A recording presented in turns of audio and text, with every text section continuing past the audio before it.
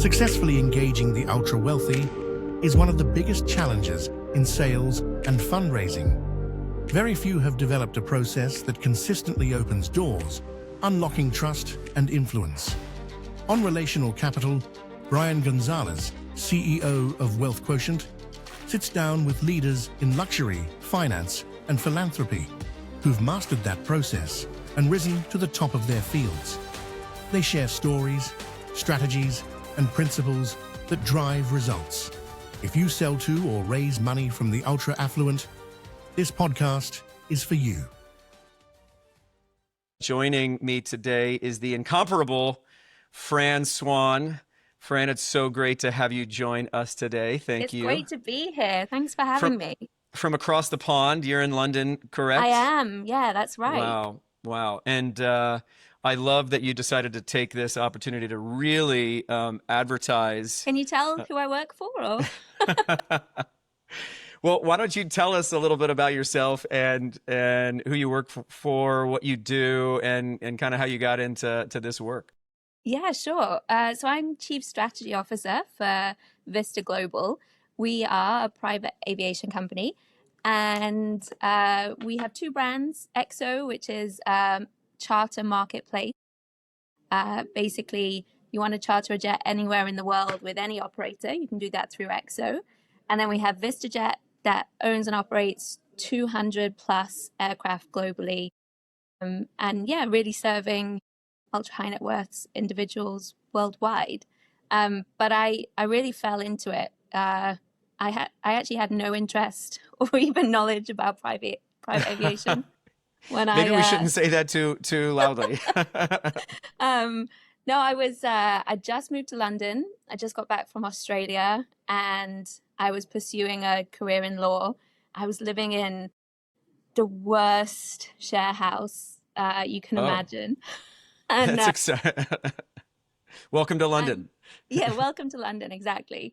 But it's in a great area, so that's all that matters, right? And my housemate, we ended up moving out but kept in touch, and she worked for VistaJet. So I ended up getting a job for one of the big four consultancy companies after law school, and hated it, like, most normal people do. And I was complaining to her about it, and she was like, well, what about Vista? And that was coming up 13 years ago. So I joined the sales team then, and moved into the legal team for a while, and then came back into sales management, and the rest is history, if you like. The rest is history. 13 years, and obviously you've been extremely successful and grown. So you're doing something right. Let's hope so. You're doing something right. So much of the strategy and the sales for how we engage this audience kind of runs through you. And so I think our audience is gonna really enjoy some of the nuggets and the wisdom that you have to offer. And so, trust, relational capital is all about trust. And especially when we talk about engaging ultra wealthy people. So what have been the lessons that you've learned in terms of how to build that trust? And what do you think, I love to ask this question because sometimes people are just so in love with the brand, it doesn't matter. But outside of their affection for the brand and Vista, what are you seeing as the best ways to build trust with this audience?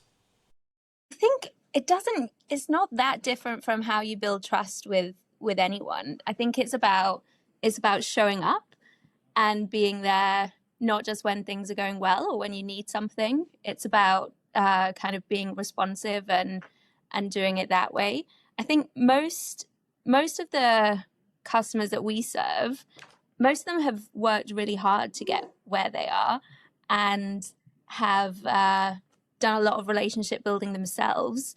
And so they're looking for someone who can match that kind of energy and kind of be that person that will be there for them when they need something. Yeah. When you think about your own journey through sales and kind of your sales teams, I just think about the mindset that someone has to be in. And And I think a lot of people can get intimidated, right, by these wealthy, successful people, many of whom have incredible stories, have overcome tremendous odds, have been really successful. Is there any kind of wisdom that you give or that you have learned around the right mindset in terms of approaching them to be able to stand on your own 2 feet and maybe not be quote unquote intimidated? Yeah, I mean, actually, I think this is something that I see a lot of people getting wrong a lot of the time, either going way too formal in their approach, and being really awkward for people to be around. Uh, on the flip side, being way too friendly, like really kind of breaking that boundary between Yeah. kind of being a service provider and an expert in what you do, but not overstepping the mark there. So I think for me, it's really about kind of just being yourself, but understanding that kind of, you're not there to be somebody's servant, or whatever. But you're also not there to kind of be their best mate. You're an Yeah. expert. You're offering something that they clearly have an interest in. And so own that, and build a relationship that way. Is there anything you think that like is key to like walking that line? Because it is a fine line, right? It is I don't want to feel like I'm trying to be their best friend and be chummy because, that's annoying.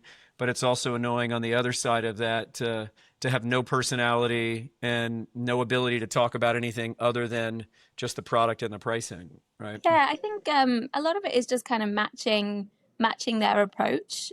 Mm-hmm. That's Some really people good. are super direct. They're time poor individuals, and they might want to have just a very direct conversation with you about the products that you offer or what you can do to help them.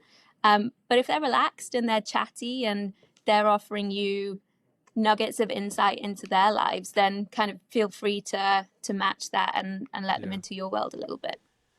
The matching, that's really good. That's really good. Kind of like mirroring where they're at and how they're engaging with you. I mean, I think in some cases, right, people they're busy, they've got stuff going on, so Yeah, they can be very transactional with us in some regards. yeah, And absolutely. I think part of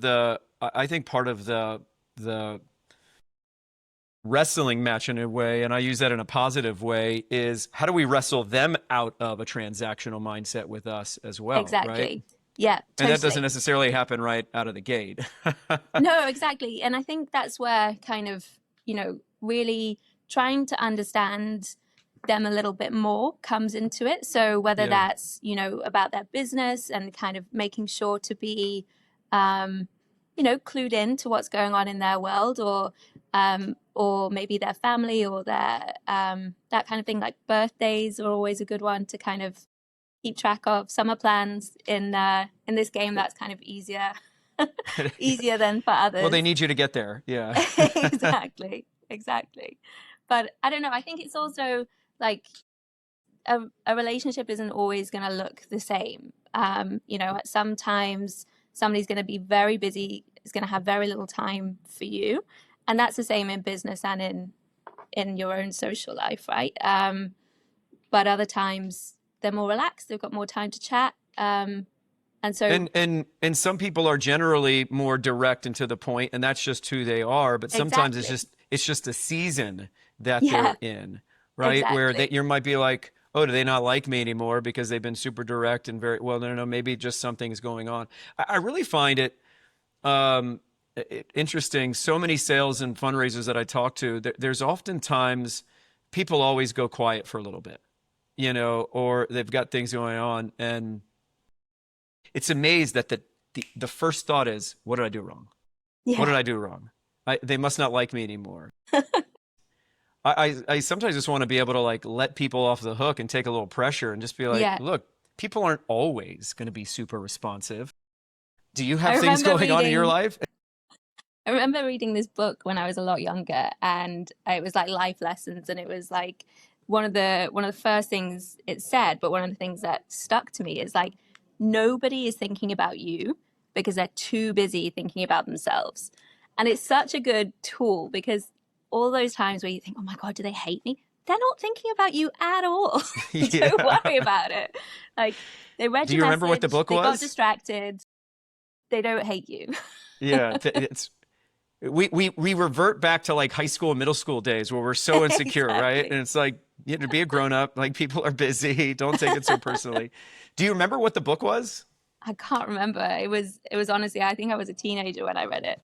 You know what it sounds like, and gosh, people are so annoyed, going to be so annoyed because of how much I push this, but it sounds like How to Win Friends and Influence People. That's what it sounds Oh, like to yeah. me. Yeah, you're Is that right. is that what it was? No, No? I'm pretty sure it Okay. was a fiction book. Okay. Oh, Yeah, all right. yeah. Very cool.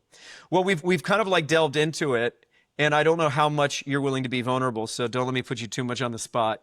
But but I love how people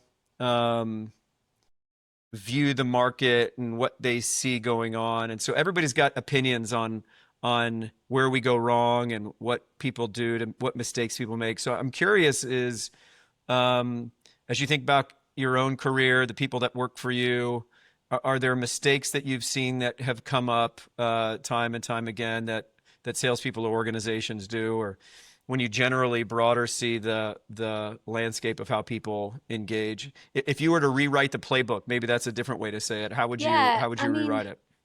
I mean, in this industry, a lot of our outreach is kind of what you'd call cold outreach. So if we can get a referral or a direct introduction, that's great. But often it's kind of cold calling, cold emailing, and just hoping that you hit someone at the right time. And I think one of the key things that people get wrong there is just being, again, either really formal in the way they write their emails in a way that's just never going to engage anyone.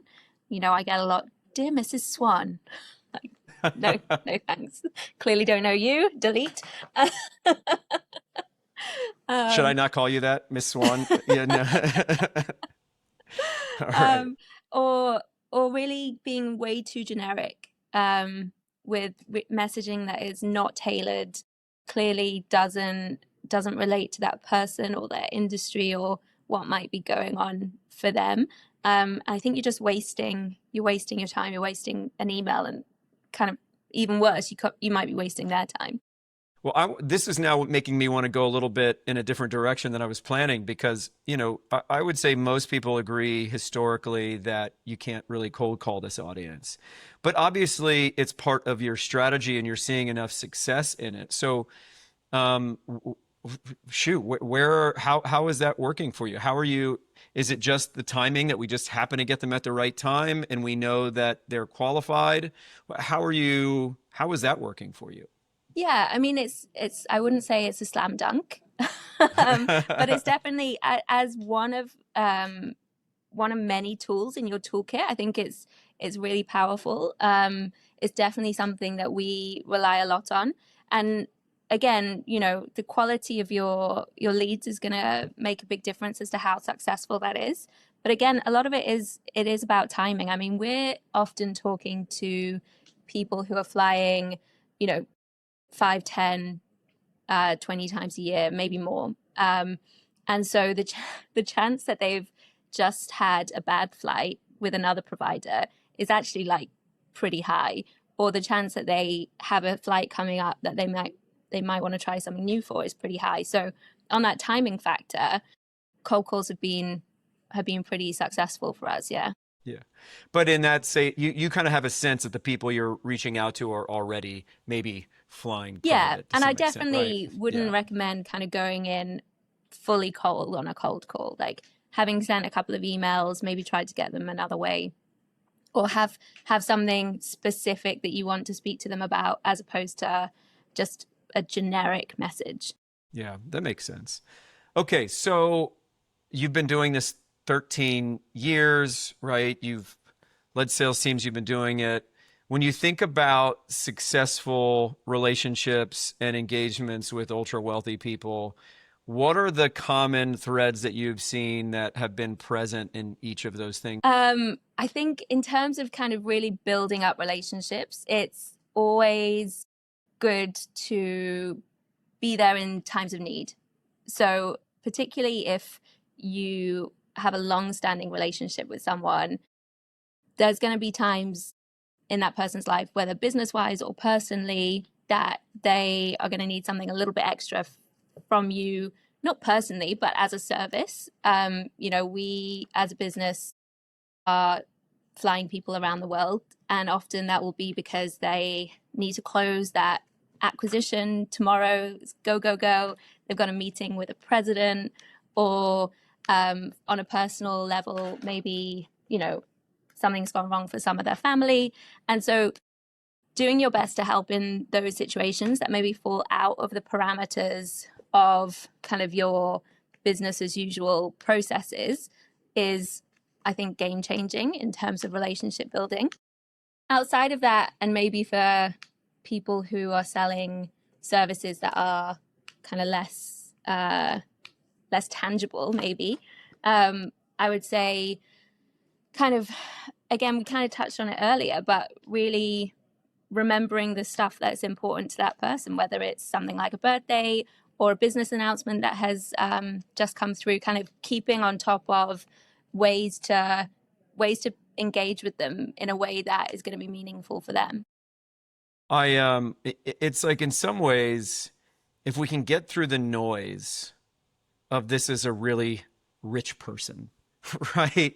Like, if we can just remove the fact that, okay, this person has a lot of money. Yeah. And you just are, you treat people like people. Exactly. It's amazing. Exactly. It's amazing how that works.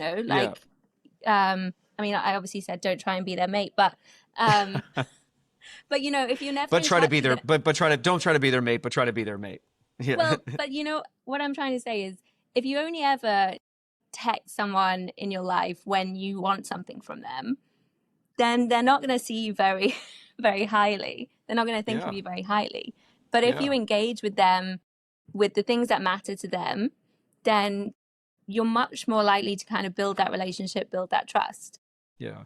But so many, I think, sales professionals, and there are fundraisers that are going to watch this, are going to say, these people don't care about me. So I think what oftentimes is their assumptions drive their transactional nature with these individuals, right? I just sell insurance.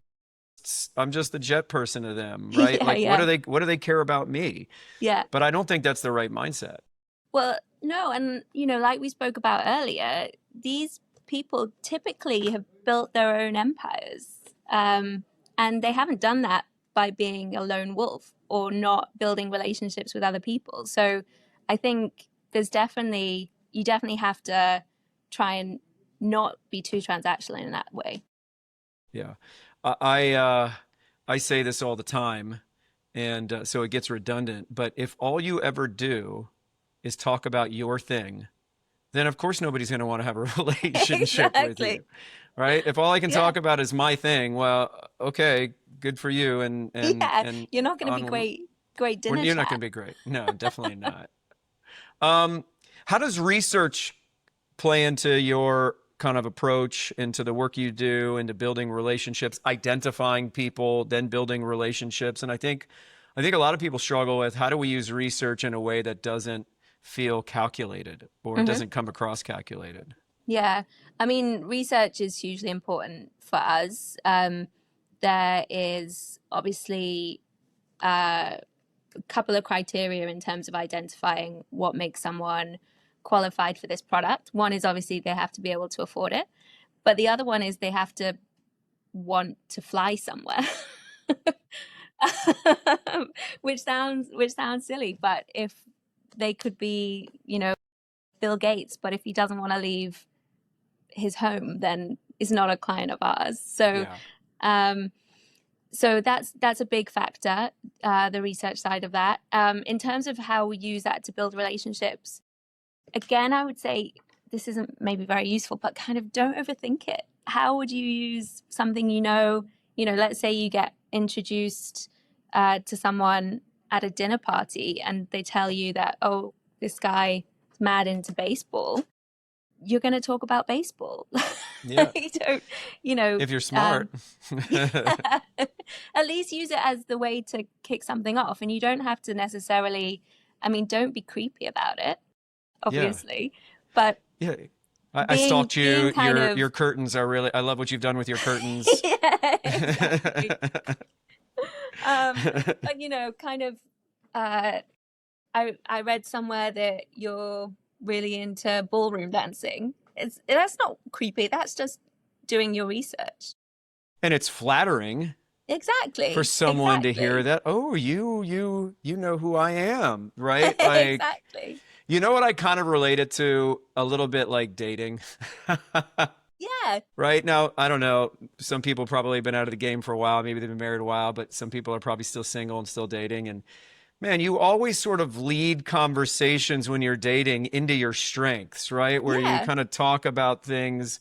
And obviously, you're always trying to build bridges with that Exactly. person that you're having a cocktail with or dinner. So I don't really view it as any sort of different, but I think we can just overcomplicate, to your point, something that doesn't need to be overcomplicated. Again, if we can have confidence in ourselves, right? I've got something of value to bring. Confident in our product, right? What not only what I have bring to the table, but what I represent has to offer. And then if we can get out of and then there's two other things. I don't know. This is just coming to me. So thank you for interviewing me now, Fran. If we can get over the reality that these people have a lot of money, and then if we're not so tied to the result, where I got to get this, I got to close this, Yeah. I think that's kind of like a winning formula. Totally. Totally. Yeah. And often, you know, sales is all about timing. So you don't have to be too tied to the result. Often, certainly when you first meet somebody, the goal should be that you leave knowing a bit more about them, they leave knowing a bit more about you, and that you're the person they'll call if and when they need something. Yeah. I love And that. ready to, and happy to hear from you again. Yeah. Yeah. I think in the initial interaction with people, it's less about the pitch. It's more about the relationship. Right. Totally. Yeah. Okay. I wrote down a couple of questions specifically for you that I hope you'll be okay with. All right. Hit me. Who's someone that made a lasting impact on how you build trust? I've actually got 3 people, if that's all right. Yeah. Come on. But the first 2 come as a duo. They're my parents. Okay. They are, without doubt, 2 of the most trustworthy people on the planet. And by that, I mean, if they say they'll do something, they will do it at any cost to themselves. And that's just in their nature. If they said they'd drop something off for somebody and turns out that where they're dropping it off is a 6-hour drive away, they'll still do it. They have done that once. They drove to Okay. Wales. Oh, wow. Well, it's a lovely drive, Beautiful countryside. Yeah. They're just, Has that lesson kind of impacted the way you do business and how you interact with people? totally. Yeah. I definitely think, actions speak louder than words. And that is also the way I kind of build trust with people. And I like, whether I trust someone is very much based on that kind of approach as well. And then the third one is my boss at Vista, Okay. Ian Moore, incredible leader. And really, I think he builds trust through like absolute authenticity. You know you can trust him because he is 100% himself at all times, totally wears his heart on his sleeve, just high emotional intelligence. And that's been really great to learn from. Okay. I've got one last question for you. Hit me. And again, this might be too much, right? But I'm gonna take a risk myself. I'm gonna take a risk in asking this question. What's the biggest risk you've ever taken as it comes to maybe trying to get access to someone, right? Maybe trying to build a relationship professionally. You can take that in whatever direction. And maybe the risk worked, maybe the risk didn't. I don't know. I'm struggling now. Let me have a think.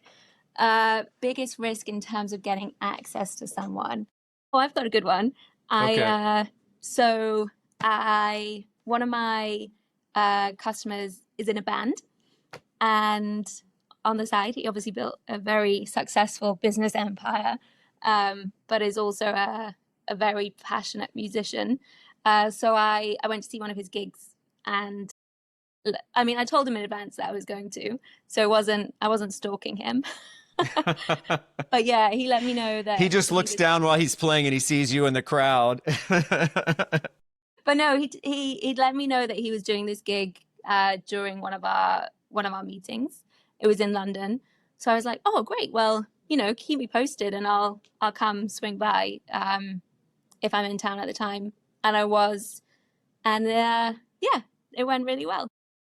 Well, I think, look, that might just seem like the simplest thing, but I think effort is effort makes all the difference. And you took the effort and you went the extra step. I don't know if, again, if we're in a transactional mindset, I don't think most people would go and, you know, go But see you know their, what? It was a yeah. great gig as well, so it Was was a it? You had win-win. fun? Yeah. Yeah, but how much loyalty do you now have from him based on Well, that? I Right? hope quite a bit. I mean, he's I still would, a customer, so there you go. Well, that's going to be a hard relationship, I think, for him to walk away from, right? To I go hope now so. try to start something else. Um, Fran, this has been great. One last question. I do have one other thing. Okay. Yeah, tell me. How do you get access to people, right? I know referrals are oftentimes a thing people talk about.